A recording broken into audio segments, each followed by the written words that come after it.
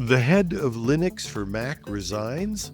Indiana Jones jailbreak beats advanced large language model protections.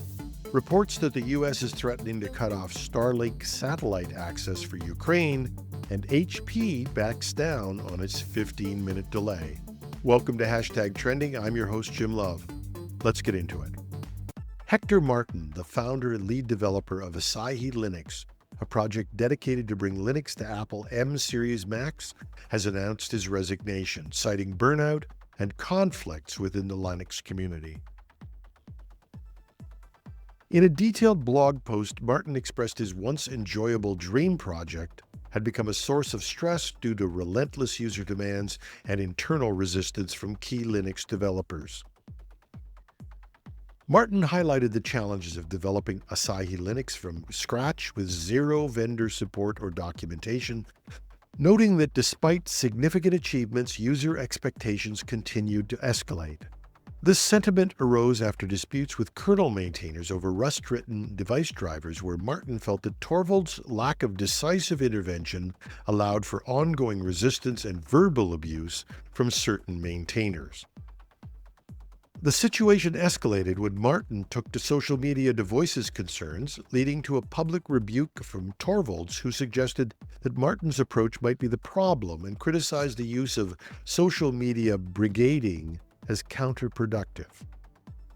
Despite Martin's departure, the Asahi Linux project is set to continue under new leadership. The remaining developers have established a 7-member board to share responsibilities and ensure sustainable governance.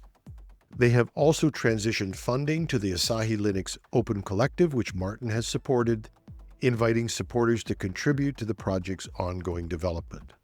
And while this group has a plan to continue, this is yet another loss of a leader in the key Linux communities. The United States has reportedly threatened to cut off Ukraine's access to Starlink satellite internet services unless Kiev agrees to a critical minerals deal. According to sources cited by Reuters, U.S. negotiators warned that without an agreement, Ukraine would face an imminent shutdown of Starlink services. The development follows Ukrainian President Volodymyr Zelensky's rejection of an initial U.S. proposal demanding $500 billion in mineral assets without concrete security guarantees. Starlink, operated by Elon Musk's SpaceX, has been vital for Ukraine's military and civilian communications during the ongoing conflict with Russia. Musk has denied the reports of a cutoff, labeling them as false. The proposed minerals deal has been a contentious issue, with the U.S. seeking significant stakes in Ukraine's natural resources, including critical minerals, oil, and gas. The initial proposal, presented by U.S. Treasury Secretary Scott Bessent, was declined by Zelensky due to its lack of security assurances for Ukraine. Subsequent discussions involved U.S. Special Envoy Keith Kellogg, who reiterated the potential withdrawal of Starlink services if an agreement wasn't reached. The potential loss of Starlink poses a significant concern for Ukraine. A source highlighted the gravity of the situation, stating, "Ukraine runs on Starlink. They consider it their North Star. Losing Starlink would be a massive blow." Elon Musk, CEO of SpaceX, has refuted the claims that the U.S. has threatened to discontinue Starlink services in Ukraine over the minerals deal. In a statement, Musk described the reports as false and accused the media of misinformation. Researchers have unveiled a dialogue tool dubbed Indiana Jones that exposes significant vulnerabilities in large language models like ChatGPT.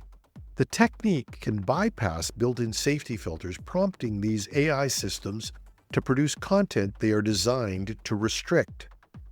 Developed by a team from the University of New South Wales and Nanyang Technology University, Indiana Jones orchestrates interactions among 3 specialized LLMs. By using historical figures as their starting point, they've been able to fool the models and bypass their controls. One of the senior authors of the paper said, "Our team has been fascinated with history, and some of us even study it deeply. During a casual discussion about infamous historical villains, we wondered, Could LLMs be coaxed into teaching users how to become these figures? Our curiosity led us to put this to the test, and we discovered that LLMs could indeed be jailbroken in this way.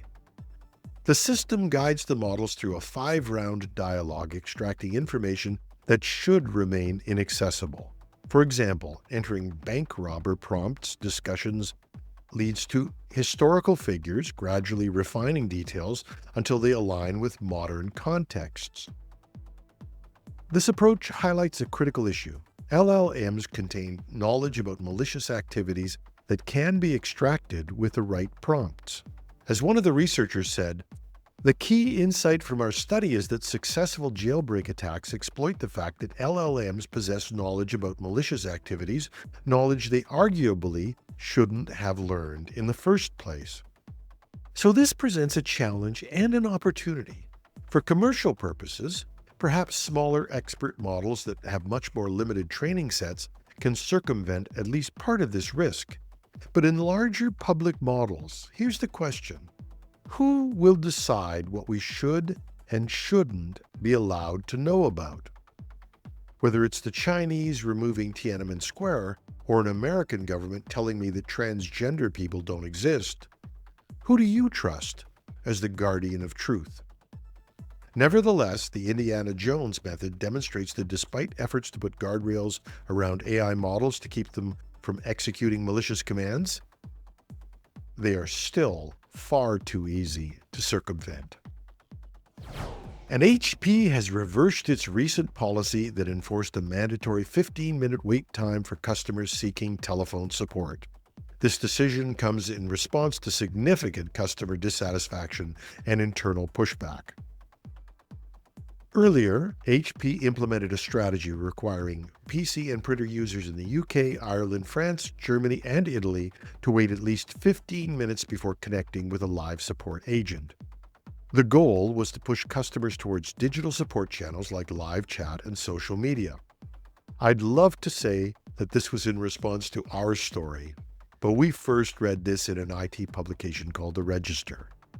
Be that as it may, it's good to see that tech journalism can make a difference for professionals and customers alike.